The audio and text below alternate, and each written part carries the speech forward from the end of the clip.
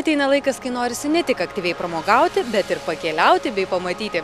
Netrukus karščiausi įspūdžiai mūsų kūrybinės grupės, kuri ką tik tai sugrįžo iš Turkijos.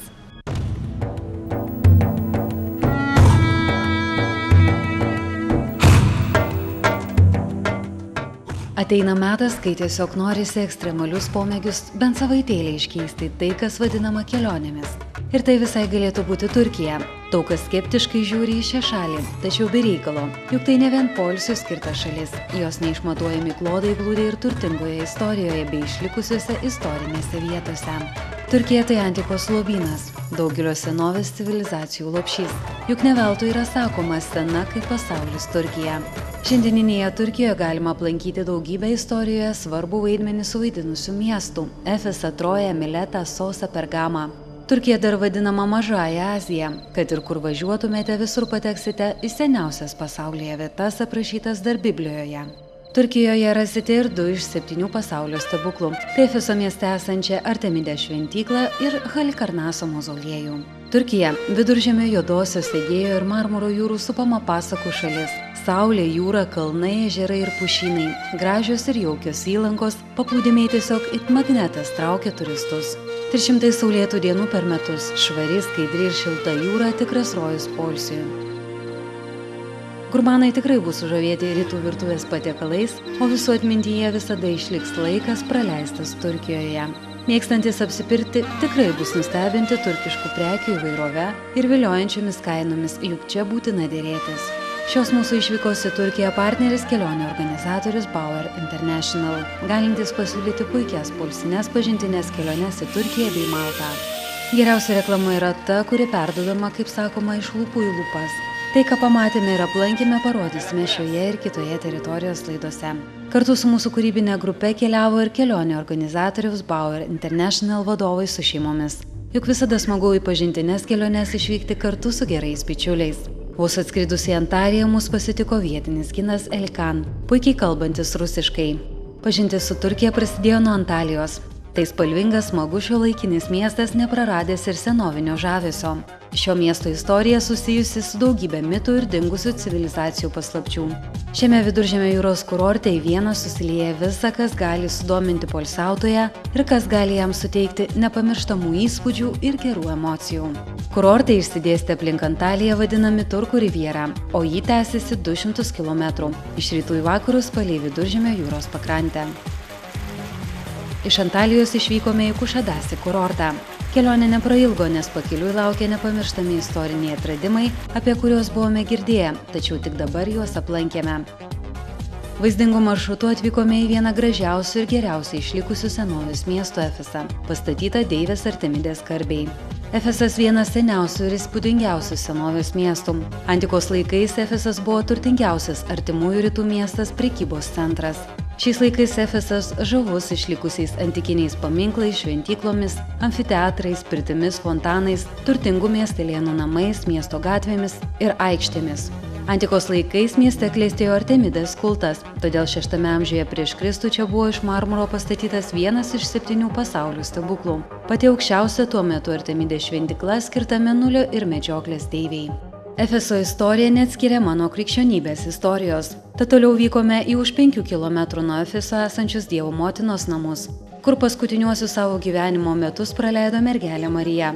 Manoma, kad į Efesą Marija ir šventas Jonas, kuriam Kristus prieš nukryžiavimą buvo pavedęs savo motinos globą, atvyko ir gyveno 42–48 metais. 1896 metais šis faktas buvo oficialiai pripažintas katalikų bažnyčios. Dabar toje vietoje pastatyta koplyčia, nuolat lankoma piligrimų. Tai kuklus namelis, kuriame pagal padavimą mergelė Marija praleido savo paskutinius gyvenimo metus. Čia galima pasimelsti ir uždegti žvakučių. Tai padarėme ir mes. Atsigėrėme vandens iš šventojo šaltinio ir parašę prašymus mergelei Marijai ant servetėlės, sunkiai suradę laisvą tarpelį, ją užrišome. Iš šios vietos išsivežėme viltį, kad mūsų prašymai tikrai išsipildys. Netoliese nuo šios vietos palaidotas ir šventas Jonas. Kapo vietoje 6 amžiuje Bizantijos imperatoriaus Justijano įsakymu buvo pastatyta bazilika.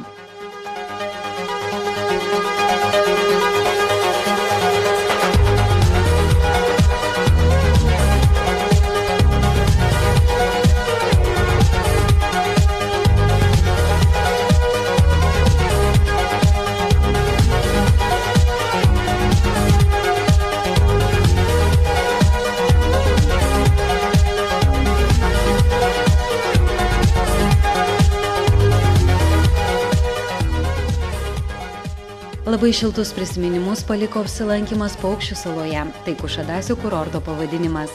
Nedidelis ir sąlyginai naujas kurortas per pastaruosius metus spėjęs tapti ne tik žinomų, bet ir madingų. Daugelis turistų Kušadasį renkasi dėl minkšto ir pakankamai sauso klimato. Čia nuo jūros nuolat pučia lengvas brizas ir netgi pačiame vasaros įkarštyje nėra tvankaus, alinančio karščio. Vietinių gyventojų kasdienybė Paukščių saloje teka įprasta vaga. Čia tarsi sustoja laikas, niekas niekur neskuba. Miestelio gatvelės siauros, daugelio gyventojų namai pastatyti ant kalvų. Pirmose aukštuose mažos parduotuvės. Centrinėje miesto dalyje vietinis turgus, kuriame kaip ir visame mieste įrengti nameliai paukščiams.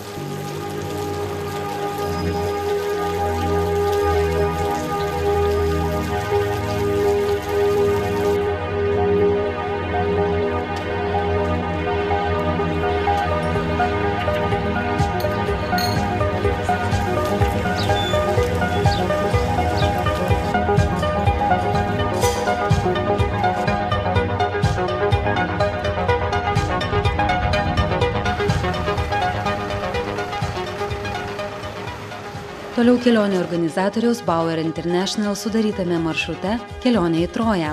Troja yra senovės miestas, dabartinės Turkijos šiaurės vakaruose. Anatolijoje, Marmuro jūros pakrantėje. Miestas užėmė strateginę poziciją prie kelio į Juodąją jūrą. Mūsų kelionės gidas parodė tas vietas, kur kažkada šalia legendinės Trojos vyko Trojos karas, aprašytas Homero Iliadoje ir Odisėjoje. Šioje ekskursijoje mes galėjome žavėti senovinio miesto sienomis, bokštais, šventyklomis ir šventovėmis, kurios buvo paslėptos nuo žmonijos daugelį amžių.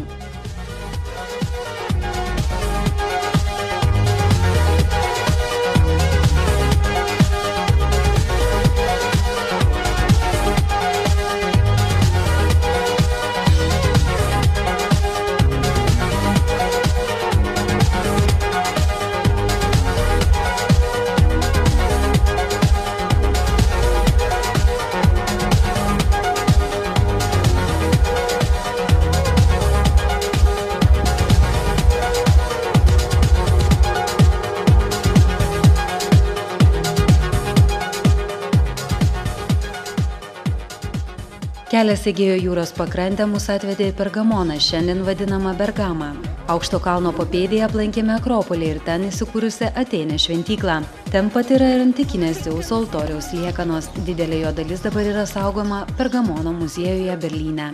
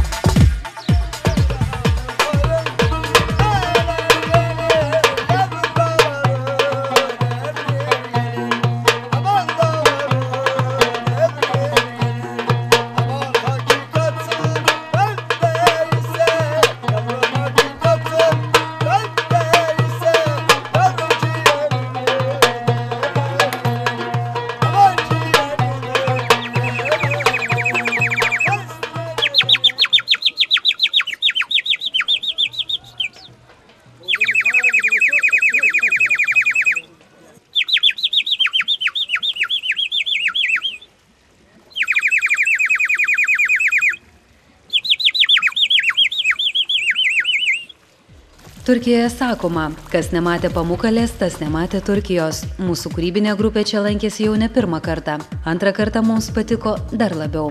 Pavadinimas Pamukalė turkų kalba reiškia Medvilnės tvirtovė. Taip norisi šią unikalią vietovę pavadinti 8-uoju pasaulio stebuklu, kurį sukūrė pati gamta. Tai stalagmitų kanjonai, padengti baltų mineralinių medžiagų sluoksniu. Laiptuotų terasų įdubose veržėsi šilto ir šalto vandens srovės. Turkijoje gyva legenda bylojanti, jog kartą išsimaudžius šiuose vandenyse galima atjaunėti. Šias nuostabias vietas žinojo graikai ir romėnai. Šaltinių vandenį naudoja gydymo tikslais. Medvilnės tvirtovės viršūnėje 2 amžiuje prieš Kristų įkurtas Hierapolio miestas nuo senų laikų garsėjo savo pirtimis bei teatru. Šiandien nuvykę į Hierapolį mes pamatėme didžiausią visoje Turkijoje nekropolį. Romėniškąsias pirtis, išlikusi teatrą, buvusio miesto pagrindinę gatvę, Apolono ir Švento Pilypo šventyklas. Įspūdį paliko ir maudynės Kleopatros baseinuose, kurių gydomosios vandens savybės vertinamos ir šiandien.